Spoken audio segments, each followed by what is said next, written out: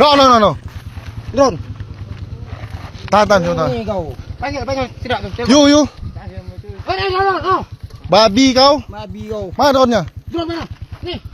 Drone. Woi. Ambil. No. Kamu.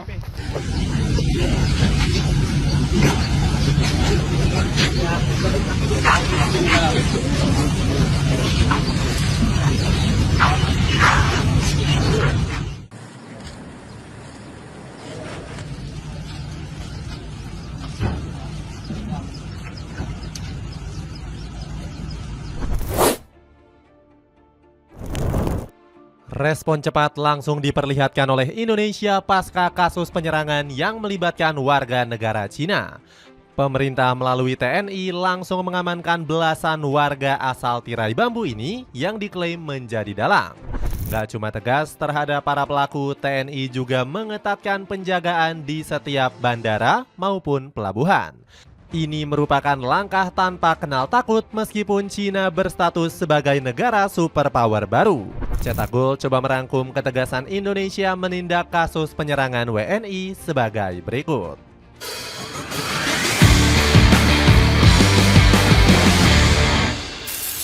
Ketegasan Indonesia menindak TNI yang jadi sasaran WNA. Indonesia kembali diuji dengan adanya kasus besar yang melibatkan warga negara Tiongkok. Sebanyak 15 orang warga dari negeri tirai bambu menjadi biang keladi atas penyerangan 5 anggota TNI. Berdasarkan informasi di lapangan, penyerangan ini bermula dari kelancangan 4 warga negara Cina. Keempat WNA ini menerbangkan drone di atas area PT SRM pada hari Minggu kemarin. Kebetulan ada warga sipil yang menjadi anggota dan bertugas mengamankan PT SRM. Iwan langsung mengejar pilot drone tersebut dengan menggunakan sepeda motor tanpa berbekalkan senjata. Anehnya, ke-15 WNA ini membawa senjata api jenis airsoft gun dan juga alat setrum. Kira-kira apakah diperbolehkan sebuah perusahaan besar membawa senjata api seperti itu? Dan benar saja WNA ini melakukan penyerangan dengan menyetrum dan menembak anggota TNI. Sepeda motor dan mobil yang mereka bawa juga dirusak dan hancur lebur. Betapa sakitnya hati rakyat melihat tindakan semena-mena dari warga negara asing. Masyarakat yang berada di sekitar perusahaan juga was-was karena sewaktu-waktu mungkin saja bisa menimpa mereka. Padahal pemerintah sudah memberikan mereka lapangan pekerjaan untuk warga asing. Data dari Kementerian Ketenagakerjaan mencatat ada sekitar 183.000 pekerja asing yang tersebar di Indonesia. Di saat banyak warga yang menganggur, justru warga negara Tiongkok ini malah kurang bersyukur. Eri Setiawan selaku anggota DPRD Ketapang langsung marah besar. Tidak ada perbedaan perlakuan hukum. Proses hukum harus berjalan tanpa pengecualian. Setiap warga asing wajib mematuhi aturan yang ada di Indonesia. Semoga kejadian ini tidak kembali terulang di masa depan, kata Eri. Ini bukanlah pertama kalinya tenaga kerja asal Tiongkok berbuat ulah di negeri Nusantara. Beberapa oknum seringkali melakukan pelanggaran berat hingga menindas warga lokal.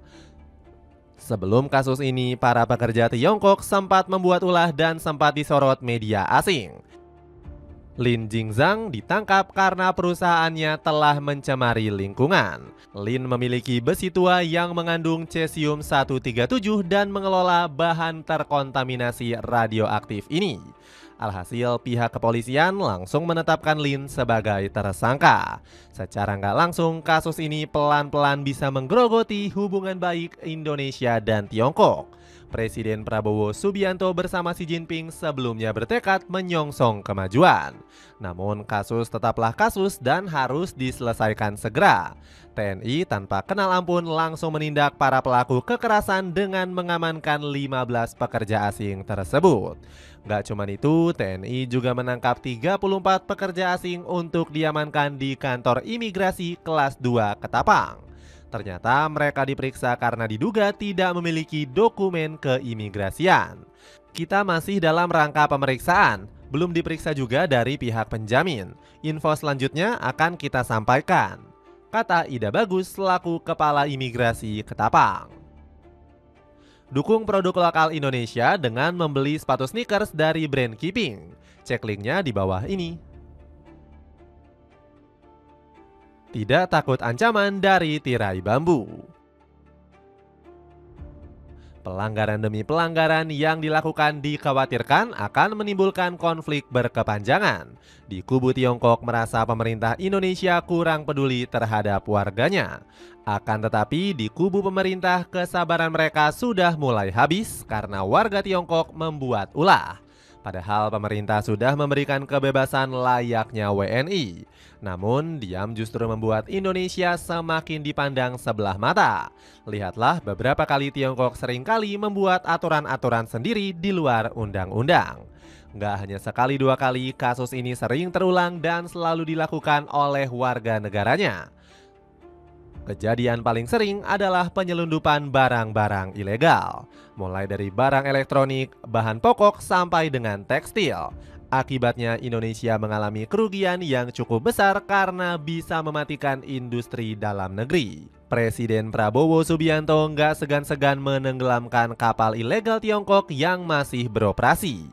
Pria kelahiran Jakarta ini mengatakan Indonesia tidak takut dengan negara manapun. Saya tidak segan menindak tegas warga negara asing. Mereka mengancam kehidupan rakyat Indonesia. Kita perlu tenggelamkan kapal-kapal asing itu, tegas Prabowo. Kasus lainnya adalah seringnya Tiongkok meremehkan soal perbatasan. Kapal tempur mereka seringkali mondar-mandir masuk di wilayah Natuna yang masih masuk Republik Indonesia. Beberapa kali TNI yang bertugas kerap mengusir kapal tersebut untuk segera menjauh.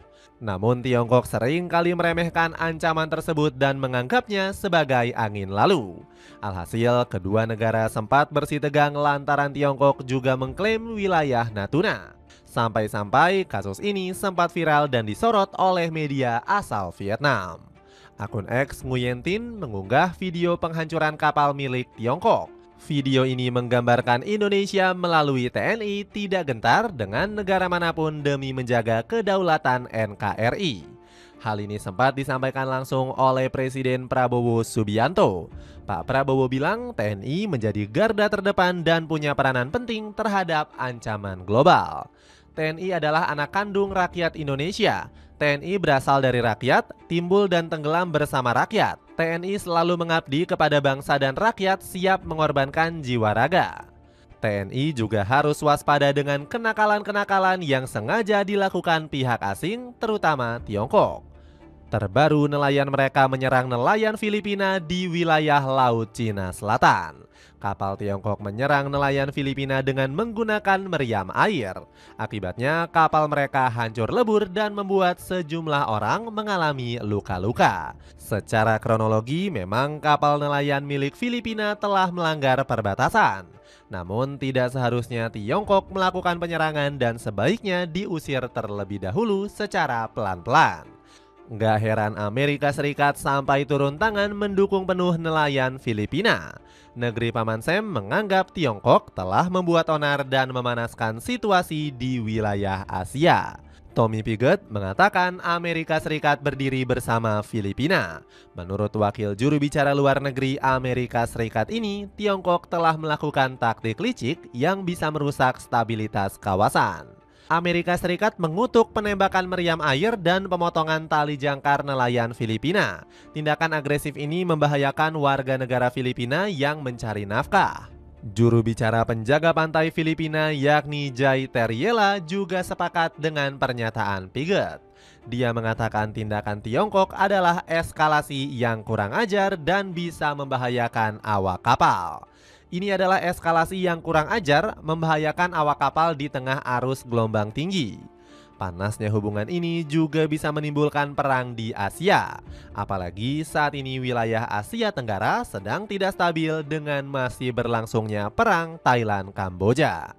Asia Tenggara harus bersatu menangkis seluruh ancaman yang bisa meruntuhkan semangat persatuan. Dapatkan 3 piece celana pendek dengan harga 90 ribuan aja. Cek linknya di bawah ini. Itulah ulasan keganasan Indonesia menindak kasus penyerangan WNI.